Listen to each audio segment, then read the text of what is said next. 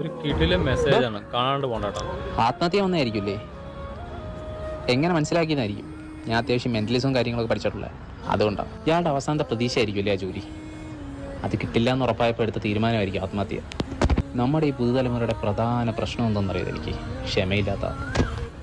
ഇപ്പം തന്നെ നോക്കേ, ഒരാളുടെ അടുത്തയായിട്ട് മൂലം രണ്ടുപേരെ പള്ളിയിൽ അടക്കം ചെയ്യാൻ പോകുന്നു. തൻ്റെ കാര്യം പോലെ തന്നെ അതും. ഒരുപാട് പ്രതീക്ഷിച്ചിരുന്ന ജോലി പുള്ളിക്ക് കിട്ടിയില്ല. അമ്മയ്ക്കും വിഷം കൊടുത്തിട്ട് പുള്ളി ആത്മഹത്യ ചെയ്തു. ഈ അർഹതപ്പെട്ടത് എന്നായാലും നമ്മളെ തേടിയെത്തും. നമ്മൾ ചെയ്യേണ്ടത് അത് ക്ഷമയോടെ കാത്തിരിക്കേണ്ടത് മാത്രമാണ്. ഹലോ മോളെ, എബി അങ്കിൾ വിളിച്ചിട്ടുണ്ടായിരുന്നു. UK-ൽ നിനക്ക് എന്ത് ജോബ് റെഡി ആയിട്ടുണ്ടെന്നാ പറഞ്ഞത്. എന്തായാലും നീ അങ്ങോട്ടൊന്ന് വിളിക്കേ. ശരി അമ്മ.